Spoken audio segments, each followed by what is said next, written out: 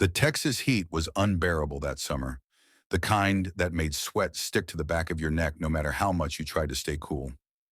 In the heart of Houston, inside a glass-walled law office overlooking the city, a man sat behind an oak desk, flipping through a file with an unsettling smirk on his face. His name was Daniel Grayson, a well-respected defense lawyer. He was known for his charm, his sharp mind, and his ability to win even the toughest cases. But what people didn't know, what they couldn't know, was that Daniel had a dark ambition, and it was about to take a deadly turn. Across from him sat his client, Henry Caldwell, an oil tycoon in his late 50s. A rugged man with sun-worn skin and a fortune that stretched across Texas. Henry had come to Daniel for legal advice about a contract. But this was no business deal. Henry and his wife, Victoria Caldwell, had an open marriage, a setup that allowed them both to explore relationships outside their union. It was something Henry insisted kept their marriage exciting. Victoria was a stunning woman, 40, blonde, with the kind of beauty that made men stop mid-sentence. She was also intelligent, sharp-tongued, and carried herself like a queen. But the real issue wasn't just the open marriage, it was who she was seeing, and that was Daniel Grayson. The affair had started months ago, a slow-burning fire that turned into something uncontrollable. At first, Daniel had only wanted Victoria for her body, but soon he realized he wanted everything: her love, her life, and most importantly, the fortune she would inherit when Henry was gone. As Henry spoke about his latest business expansion, Daniel watched him with cold calculation. The man had no idea his most trusted lawyer was sleeping with his wife. He had no clue that his days were numbered. "Dan, I trust you more than anyone," Henry said, sipping on his whiskey. "You always have my back." Daniel smiled. "Always, Henry." But in his mind, he was already plotting. The problem with an open marriage was that eventually, one of the partners might decide to close it, permanently. The next night, Daniel met Victoria at their usual hotel, a sleek, five-star suite in downtown Houston. She arrived in a tight black dress, her perfume lingering in the air as she wrapped her arms around him. "He's gone to Dallas for the weekend," she whispered. "We have the whole night." Daniel ran his fingers through her hair, pulling her close. But his mind wasn't on the passion anymore. It was on the plan. "We could have more than just a night," he said. Victoria pulled back slightly, her blue eyes studying him. "What do you mean?" Daniel hesitated, then took a deep breath. "I mean, Henry's not getting any younger. And we both know he's not the healthiest man." A flicker of something unreadable passed over Victoria's face. "That's not funny, Daniel. I'm not joking," he said, gripping her waist. "Think about it. What if, what if Henry was gone? You'd inherit everything. We could be together without sneaking around." Victoria's lips parted slightly, but she didn't respond. Not right away. Then she stepped away from him, her expression unreadable. "I should go," she said. Daniel let her leave, but he knew the seed had been planted. And once an idea like that was in someone's head, it had a way of growing. 2 weeks later, Henry Caldwell was dead. The news broke on a Monday morning, found in his Dallas hotel room, unresponsive, an empty bottle of prescription pills on the nightstand. The police ruled it as an accidental overdose, given his history of heart medication and stress. Victoria played the role of the grieving widow well. Dressed in black, she sobbed through the funeral, holding on to Daniel for support. The world believed it was a tragic loss, but one man didn't. Detective Frank Holloway had been with the Houston PD for nearly 30 years. He had seen every kind of crime a man could commit, from street-level shootings to high-society murders disguised as accidents. Something about Henry's death didn't sit right with him. Holloway stood at the back of the funeral, watching Victoria and Daniel closely. There was something off about the way she leaned into him, how he whispered into her ear, how their hands brushed just a little too often. Grief didn't usually look like that, and Holloway had learned long ago. When something didn't feel right, it usually wasn't. As the coffin was lowered into the ground, Holloway pulled out his notepad and scribbled 3 words. "Start digging." Now, Detective Frank Holloway had spent 30 years unraveling lies, but this one felt different. It wasn't just the suspicious way Victoria Caldwell leaned into Daniel Grayson at the funeral. or the way Daniel's fingers brushed over her back when he thought no one was watching. It was everything. Holloway had seen plenty of wealthy men die young, but Henry Caldwell wasn't just any businessman. He was a powerhouse in the Texas oil industry, a man who didn't make careless mistakes. An accidental overdose? It didn't sit right. So the moment the funeral ended, while Victoria and Daniel were busy accepting condolences, Holloway made his move. He walked toward the newly widowed woman with a casual stride, tipping his hat slightly as he spoke. "Mrs. Caldwell," he said, voice smooth but firm, "I'm sorry for your loss. Henry was a hell of a man." Victoria wiped away a perfectly placed tear and nodded. "Thank you, Detective Holloway, Frank Holloway." She nodded, then turned to step away. But Holloway wasn't finished. "I was hoping I could ask you a few things. Nothing formal. Just to clear up some details." A flicker of annoyance crossed her face, gone as quickly as it came. "I've already told the police everything." "Of course," Holloway said with a small smile. "But you know how it is. We just like to double-check." Victoria hesitated for a second before nodding. "Fine. Just make it quick." Holloway motioned toward a quiet corner of the cemetery, away from the mourners. He kept his expression neutral, but he was watching her closely. "Henry's trip to Dallas? Was it last minute?" She shook her head. "No, he had a business deal there. He planned it weeks in advance." Holloway hummed. "And when was the last time you spoke to him?" "The night before he died. We talked on the phone before bed. He sounded normal." "Did he mention anything about not feeling well? Chest pains? Dizziness?" "No," she said quickly, too quickly. "He was fine." Holloway let the silence stretch between them before nodding. "All right, one last thing. You mind telling me where you were that night?" Victoria blinked. "Excuse me?" "No offense, ma'am. Just part of the routine." "Where were you on the night Henry died?" She hesitated. "I was home. Alone." She nodded. "You sure?" Her fingers clenched around the silk handkerchief she was holding. "Yes, Detective. I was home alone. Is there anything else?" Holloway smiled, tipping his hat again. "No, ma'am. That'll be all for now." As he walked away, he didn't need to look back to know she was watching him, and he definitely didn't need to hear her sigh of relief to know she had just lied to his face.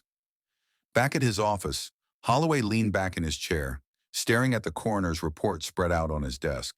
Henry Caldwell had been found in his Dallas hotel room, slumped over in his chair, with an empty pill bottle beside him.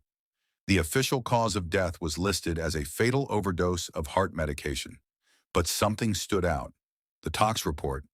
Henry's blood work showed a dangerously high level of digoxin, a medication commonly prescribed for heart conditions.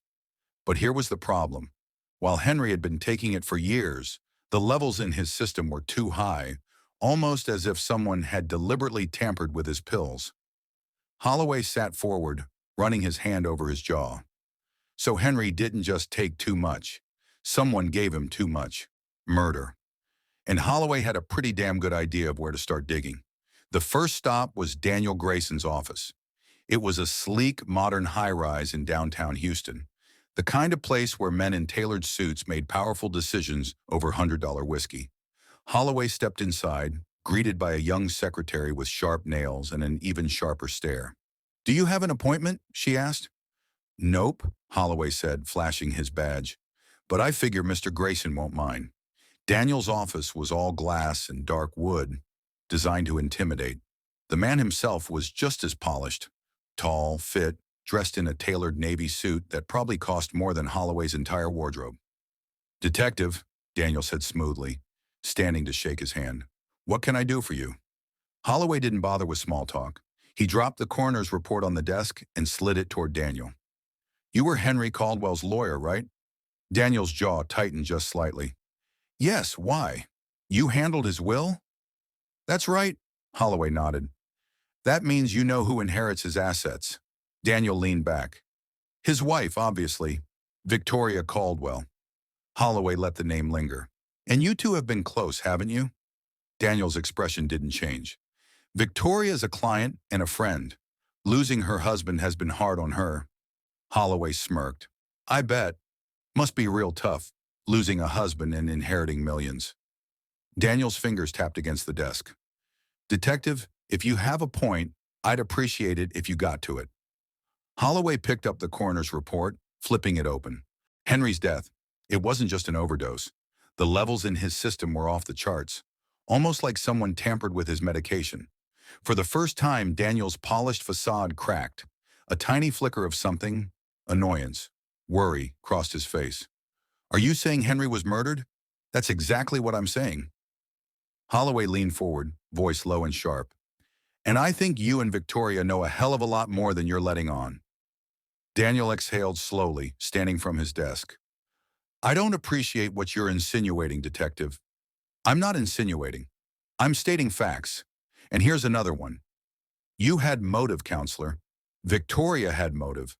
And something tells me, once I start pulling at the right threads, this whole perfect little story you two have been selling is going to come apart real fast. Daniel's jaw tightened, but he didn't respond. Holloway smiled. Enjoy your day, Mr. Grayson. I'll be seeing you real soon. As he walked out of the office, Holloway could feel Daniel's eyes on his back. He'd just cracked the first layer of the lie. Now it was only a matter of time before the whole thing collapsed. Victoria Caldwell sat alone in the grand living room of her estate, a glass of red wine trembling slightly in her manicured fingers. The house felt enormous without Henry in it, even though she had never truly felt married in the traditional sense. Their open marriage had given her freedom, but now she was truly free, and yet her heart pounded with unease. Detective Holloway's questions at the funeral had unsettled her. He knew something. He suspected something. And if he kept digging, he would eventually uncover everything. Her thoughts were interrupted by the sound of footsteps. She turned to see Daniel Grayson stepping inside. He had his usual composed look, but there was something else in his eyes. Something she wasn't used to seeing in him. Worry. Victoria set her wine down. What happened? Daniel sighed, pacing toward the fireplace before turning back to face her. Holloway came to my office today. Victoria's breath caught in her throat. What did he say? He knows Henry didn't just overdose. He says the medication in his system was too high, enough to be deliberate. Victoria felt her stomach twist. What does that mean? It means, Daniel said, lowering his voice, that it's officially a murder investigation. Victoria's fingers curled into her lap.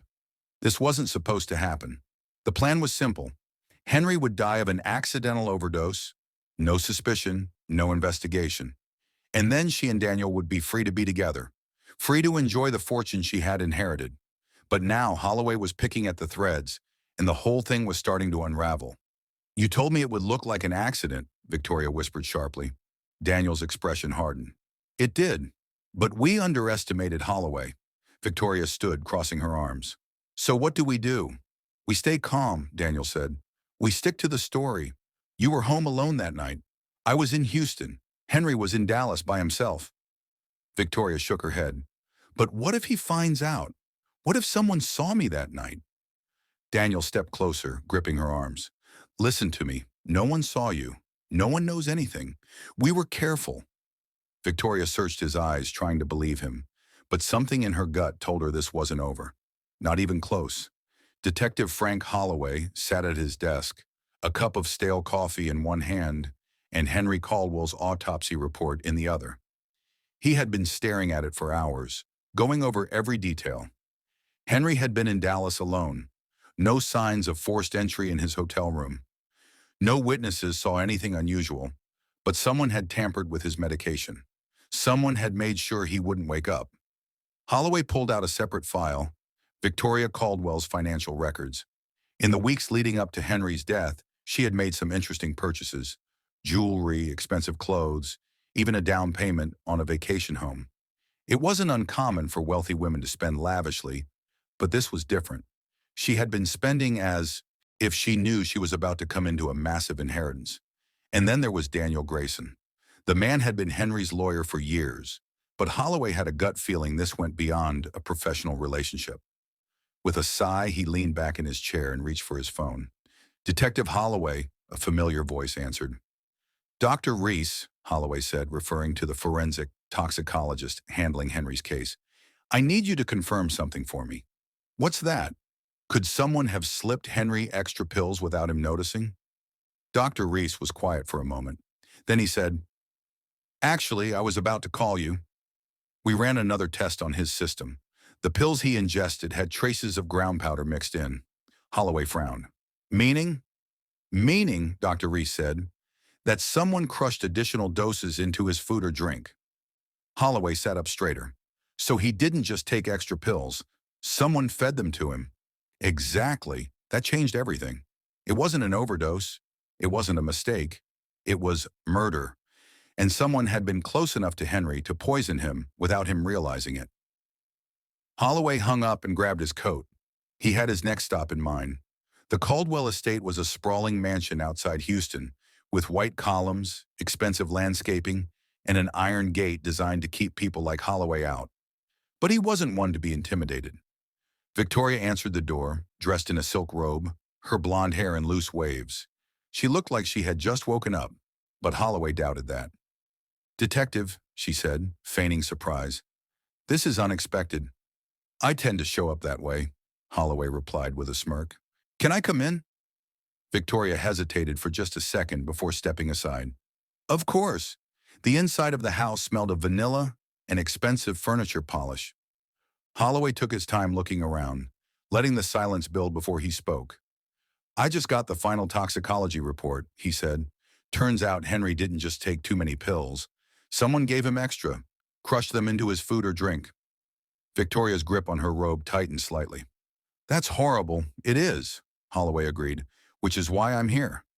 See, someone had to be close to Henry in Dallas, someone he trusted enough to share a meal with. And I'm wondering, when was the last time you were in Dallas?" Victoria's expression remained calm, but Holloway saw the flicker of fear in her eyes. "I already told you, Detective. I was home." "Right," Holloway said, pretending to jot something down. "But see, I checked your credit card records. You booked a private car the night before Henry died. That car went to Dallas." Victoria's face paled. "That's not," and, Holloway interrupted, "you checked into a hotel 4 blocks from Henry's. Care to explain that?" She opened her mouth, then closed it. Holloway stepped closer. "Here's what I think. You weren't just in Houston that night. You went to Dallas. You saw Henry. And somehow, the pills in his system ended up inside him. Now you can either tell me how that happened, or I can assume the worst." Victoria swallowed hard, looking away. Holloway leaned in. "The truth coming out one way or another, Mrs. Caldwell. You might want to start thinking about whose side you're on." Victoria stayed silent, but Holloway could see it, cracks forming in her mask, and it was only a matter of time before it shattered completely. Detective Frank Holloway leaned back in his worn-out leather chair, rubbing his temples. He had just left Victoria Caldwell's estate, and while she hadn't confessed, her reaction told him everything. She was hiding something, something big. Now, it was time to prove it. He opened his laptop and pulled up a file he had requested earlier that morning, surveillance footage from Henry Caldwell's hotel in Dallas. If Victoria had been anywhere near that building, the cameras would have caught her. It took nearly an hour of scanning through grainy black and white footage before he found what he was looking for. At 8:37 p.m. on the night of Henry's death, a woman wearing a black coat and a wide-brimmed hat walked into the hotel lobby. She kept her head low, but when she turned slightly toward the reception desk, Holloway paused the video. He zoomed in. Victoria Caldwell. No doubt about it. She had lied. Daniel Grayson sat in his dimly lit study, a glass of whiskey in hand. He had handled difficult cases before, but none had ever felt this personal. Victoria had called him in a panic after Holloway's visit. "He knows I was in Dallas, Daniel. He has proof." He had tried to calm her down, but the truth was, he was starting to worry too. Holloway was relentless, and once he caught a scent, he wouldn't stop until he had answers. There was a knock at his door. Daniel frowned. It was nearly midnight. He walked over and opened it. Victoria stood there, wrapped in a dark shawl, eyes wide with fear. "We need to talk," she whispered, stepping inside before he could respond. Daniel closed the door behind her and turned to face her. "What happened?" She sank onto the couch, burying her face in her hands. "Holloway has proof I was in Dallas." Daniel cursed under his breath. "How?" "Surveillance footage." She looked up at him, her voice shaking. Daniel, if he keeps digging, he's going to find out everything. Daniel took a deep breath, running a hand through his hair. Listen to me. You need to stay calm. The only thing he has right now is proof that you were in Dallas. That's not enough to convict you of anything. Victoria stared at him. But what if he finds out about you? Daniel tensed. He had been careful. He had made sure there were no loose ends. But Holloway was smart. Too smart. We'll handle it, Daniel said firmly. You just need to stick to the story. Victoria nodded slowly, but the fear in her eyes remained. And for the first time, Daniel wondered if she would crack under pressure. Holloway's next stop was the office of Mark Talbot, Henry Caldwell's longtime accountant. If there was one thing Holloway had learned over the years, it was that money always told the truth. Mark was a nervous man with thin-rimmed glasses and a habit of tapping his fingers against the desk. He adjusted them now, clearing his throat. I don't know how much I can help, Detective, he said. Most of Henry's financial records were pretty straightforward. Holloway leaned forward. I'm sure they were, but I'm not looking for the obvious.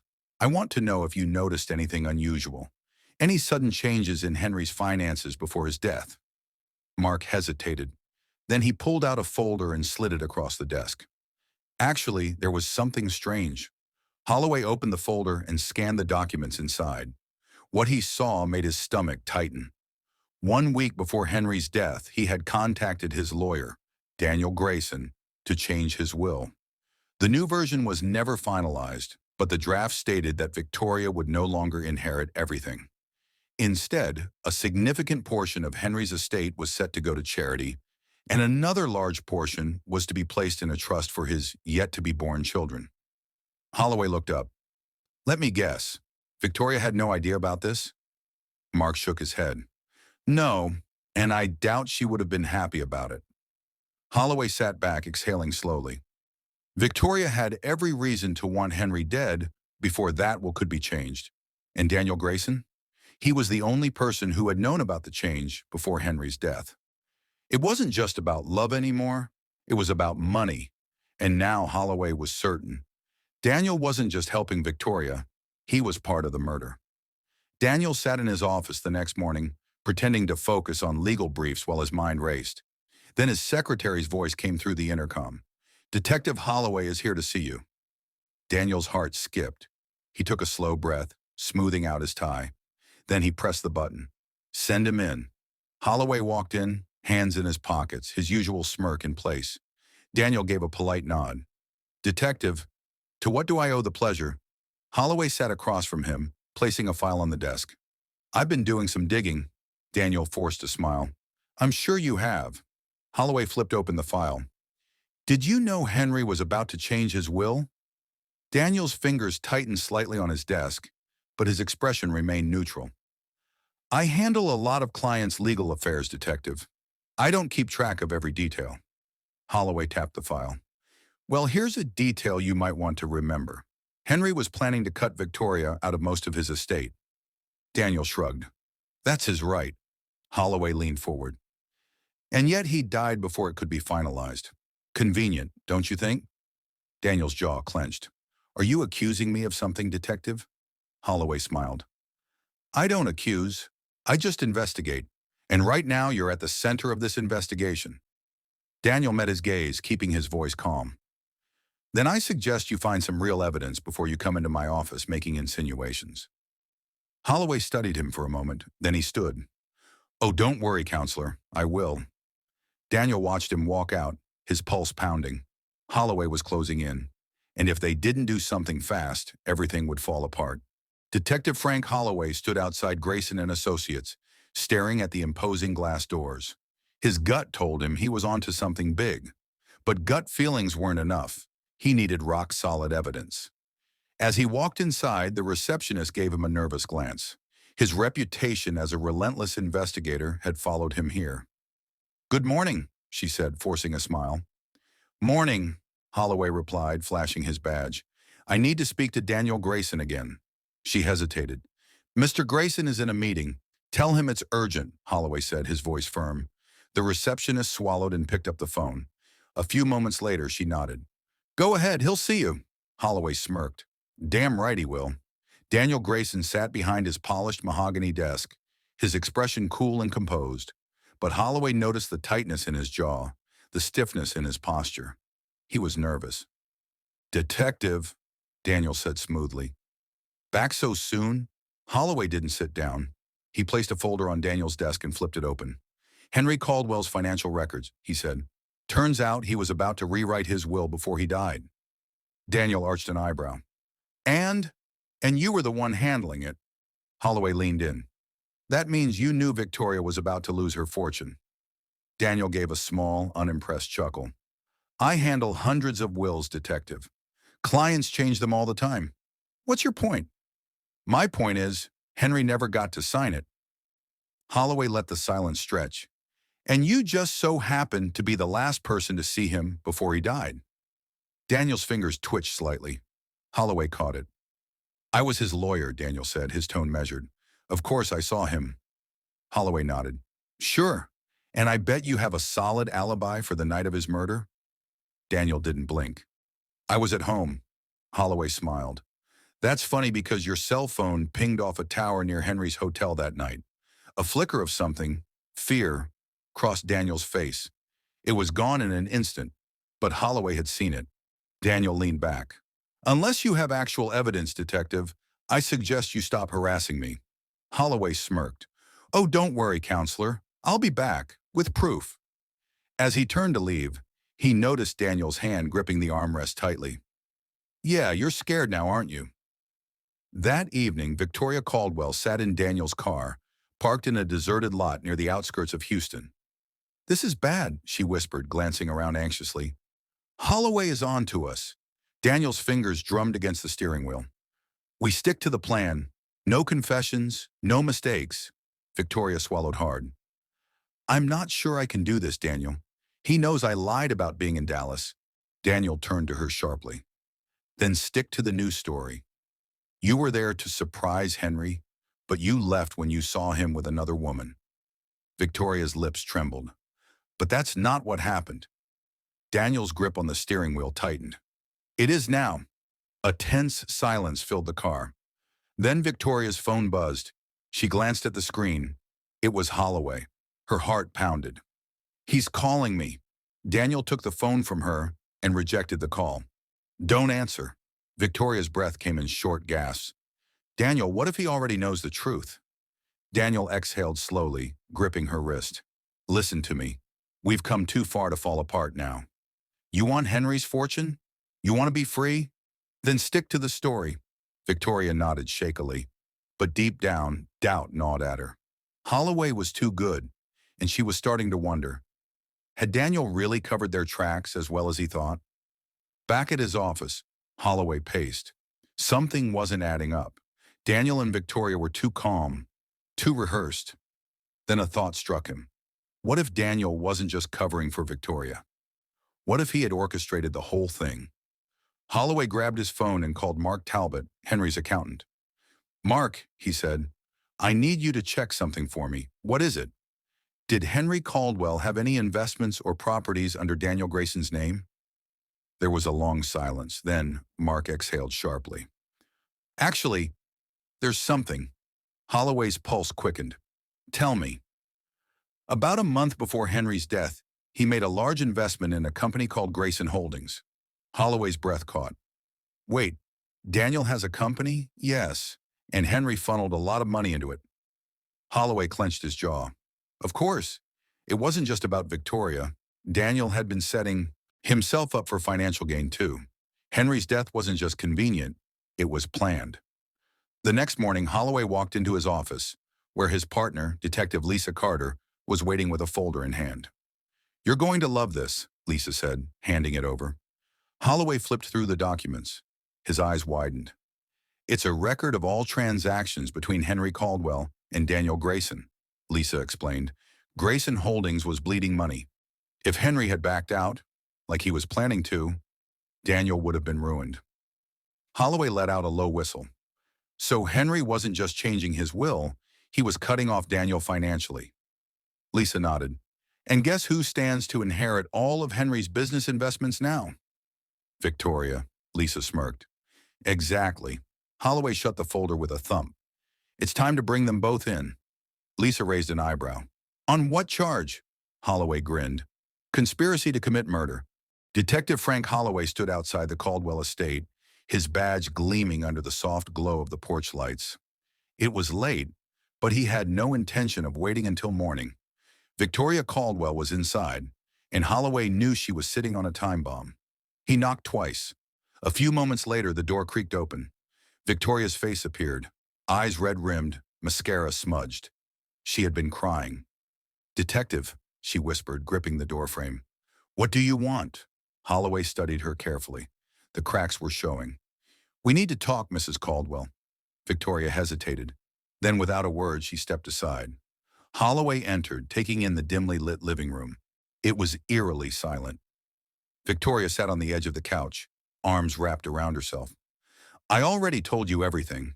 Holloway sat across from her, leaning forward. "No, Victoria, you told me a story. Now I'm here for the truth." She swallowed hard. "I did go to Dallas that night." He shook his head. "No, you didn't." Her lips parted, but no words came out. "You were with Daniel," Holloway said, "and we both know Henry never walked into that hotel room alive." Victoria shot to her feet. "You can't prove that." Holloway calmly pulled out a file and laid it on the table. "Bank records," he said. "A month before your husband's murder, Henry was about to pull his investment from Daniel's failing company. You knew that. Daniel knew that." Victoria's breathing became rapid. Holloway flipped the page. "Then there's this. Your husband's new will, the one that would have cut you out almost entirely." Victoria's hands clenched into fists. "And guess what? It was supposed to be finalized the day after he was killed." Silence. Victoria slowly sank back onto the couch. She was trembling. Holloway leaned closer. "I know Daniel promised you the world. I know he told you this would all work out. But let me be clear. He's going down for this. And if you don't start talking, you're going with him." Tears welled in her eyes. "I didn't kill him," she whispered. "I swear I didn't." Holloway's tone softened.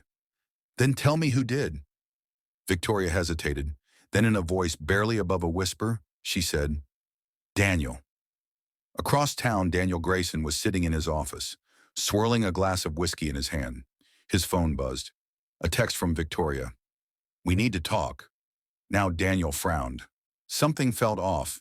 He grabbed his coat and left, his mind racing. He had cleaned up the mess. He had covered every track. There was no way Holloway had anything solid, but Victoria was emotional, and emotions led to mistakes. He pressed the gas pedal harder. He needed to control this before it spiraled. Victoria sat in the interrogation room, her fingers gripping the edge of the cold metal table. Holloway had brought her in under the guise of protective custody, but she knew what this really was. The walls were closing in. Lisa Carter entered, setting down a voice recorder. "Whenever you're ready." Victoria exhaled shakily. "It was Daniel," she whispered. "He planned everything." Holloway leaned forward. "Start from the beginning."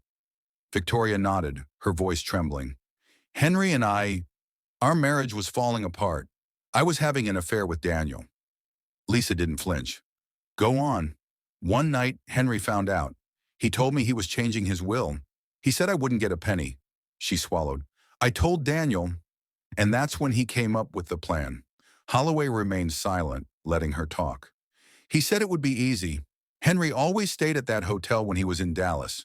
Daniel booked the room next to him, waited until he was alone, and—" She stopped, choking on the words.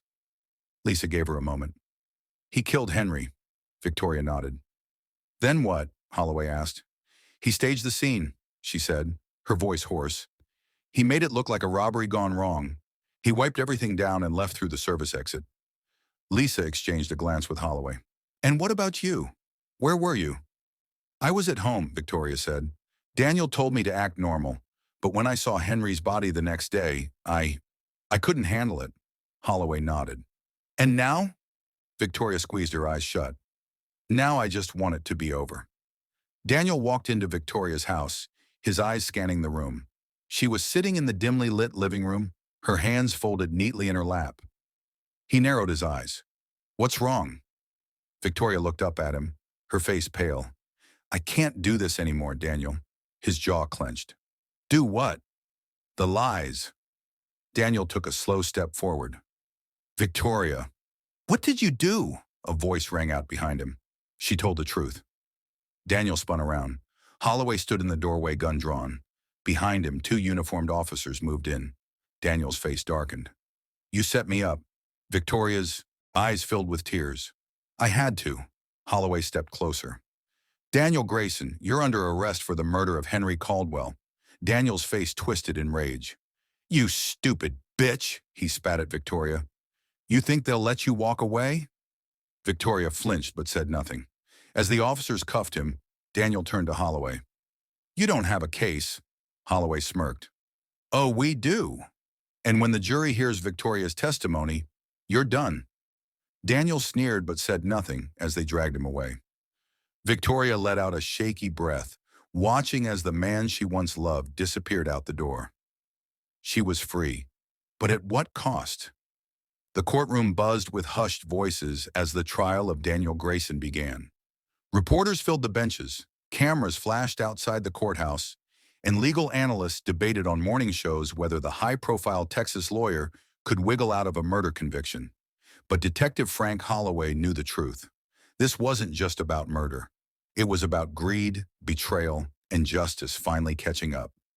As he adjusted his tie, he locked eyes with Victoria Caldwell, seated in the witness stand. She looked fragile, yet determined. She was the key to everything. Daniel Grayson, shackled and dressed in a sharp navy blue suit, sat beside his defense attorney, his expression blank. But Holloway knew the man was calculating every possible move. He won't get away with this. Not this time. The prosecutor, Diane Lasker, stepped forward, her heels clicking against the polished floor. Ladies and gentlemen of the jury, she began, this is a case about a man who thought he was above the law. She turned to Daniel, a man who believed that by eliminating Henry Caldwell, he could claim his wealth, his wife, and his future. Daniel's lawyer, Tom Franklin, scoffed. Objection. The prosecution is already assuming guilt. The judge, a stern-looking woman with piercing gray eyes, nodded. Sustained. Let's stick to the facts, Ms. Lasker. Lasker smiled. Of course, Your Honor. She gestured toward the witness stand. Let's begin with the woman who knew Daniel Grayson best. All eyes turned to Victoria Caldwell. She swallowed hard, then began. I was in love with Daniel, Victoria admitted. Or at least, I thought I was. She glanced at Daniel, who sat motionless, his jaw set. He convinced me that we could be together, that we could have everything, she continued. But I didn't know he was capable of murdering my husband. Daniel's lawyer stood. Mrs. Caldwell, isn't it true that you had financial motivation to see your husband dead? Victoria clenched her hands together. Number, I wanted a divorce. Not this, the prosecutor cut in. And yet your husband was about to cut you out of his will. Victoria nodded. Yes, but I only found out after he died. She took a deep breath. And by then, it was too late. Lasker turned to the jury. This is a woman who was manipulated, used, and discarded. Just like Henry Caldwell. A ripple of murmurs spread through the courtroom. Daniel, for the first time, showed emotion, a flicker of anger. Holloway smirked. The mask is slipping, but it wasn't just Victoria's testimony that sealed Daniel's fate. It was the security footage. The prosecution played the grainy video from the hotel parking lot on the night of Henry's murder. It showed a dark figure in a suit walking swiftly toward the hotel's service entrance, a path few guests knew about. Then came the damning part. The figure briefly turned toward the camera, catching just enough light to reveal his face. Daniel Grayson. The jury sat in stunned silence. Holloway watched as Daniel's expression darkened. His lawyer shifted uncomfortably. He knew it was over. After weeks of arguments, the jury deliberated for only 4 hours. When they returned, the courtroom fell into a heavy silence. The judge looked at the jury foreman. Has the jury reached a verdict? The foreman stood. Yes, Your Honor. Daniel barely moved. But Holloway saw his fingers twitch. He was nervous. The foreman cleared his throat. In the case of the state of Texas versus Daniel Grayson, we find the defendant guilty of first-degree murder. The courtroom erupted. Gasps, murmurs, reporters scrambling to take notes. Victoria let out a silent sob, covering her mouth. She was free. Daniel, meanwhile, remained still, expression blank. But Holloway knew. He had lost everything. The judge's voice cut through the noise. Daniel Grayson, you are hereby sentenced to life in prison without the possibility of parole. Holloway let out a breath. Justice had been served. Weeks later, Holloway sat in his favorite Houston diner, sipping coffee as the news played on the TV overhead. Former attorney Daniel Grayson sentenced to life in prison for the murder of businessman Henry Caldwell. Prosecutors credit Detective Frank Holloway for cracking the case.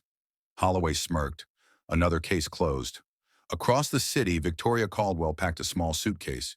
She wasn't staying in Texas. The money she had left was enough to start over somewhere new, somewhere far from Daniel. As she stepped onto her flight, she felt something for the first time in years. Relief. And far away, in a maximum security prison, Daniel Grayson sat alone in his cell,